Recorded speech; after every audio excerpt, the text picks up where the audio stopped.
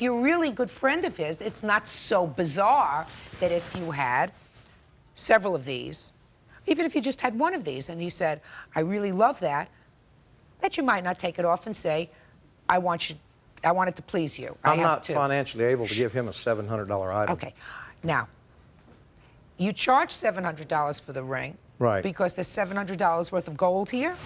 There's approximately about $450, $500. Worth of gold, because it's a heavy ring. Right, 26, 25, But the other couple of $100 is for your labor in making Right. it. Now, the only thing that I have to determine is whether you gave him back this ring. And I can't understand why he would be here if you gave him back the ring, sir. Money. That's all I can figure.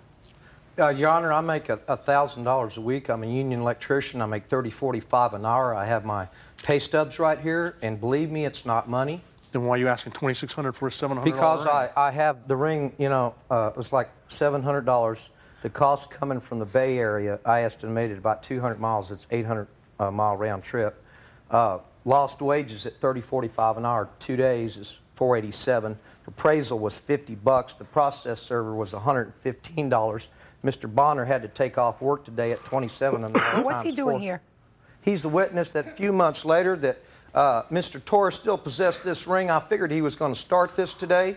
Step up here, sir. Tell me your name. Richard Bonner. Mr. Bonner, how do you know Mr. Torres? He's done some work for me. What do you know about this ring? I've seen it. When was the last time you saw it on Mr. Torres? Oh, it's, I think it was March when he was doing some work for me. How do you remember it?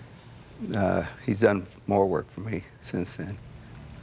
Mr. Torres, it is not common sense that you gave him back the ring and he goes to the trouble of serving you with summons, which cost him money, having the ring appraised, which cost him money, if in fact he had the ring in his possession.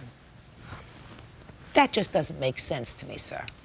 No, I don't have the ring, so I don't know Well, what to tell you. What, you may not have it, but I don't believe that you gave it back to him. I did give it back to him. I don't believe it. So I believe that you did not, in fact, return the ring to him. That doesn't mean that you still have it. I don't know what you did with it. Only you know what you did with it, and you didn't return it to him. Now, Mr. Weidman, I know you're suing for $2,600, and the truth of the matter is I'm not going to give you $2,600. I'm going to give you the $700 that you say you agreed on with this gentleman to pay for the ring. I also think that that gave you somewhat of a profit. You know, you said that there was profit. I'm speaking. That the gold in the ring itself was worth about $500 maximum, according to you. Mr. Torres was, in fact, a friend of yours. I don't see why you shouldn't charge him something, you know, because you did use your skill in making the ring. And if that's the way you do business with your friends, that's your business.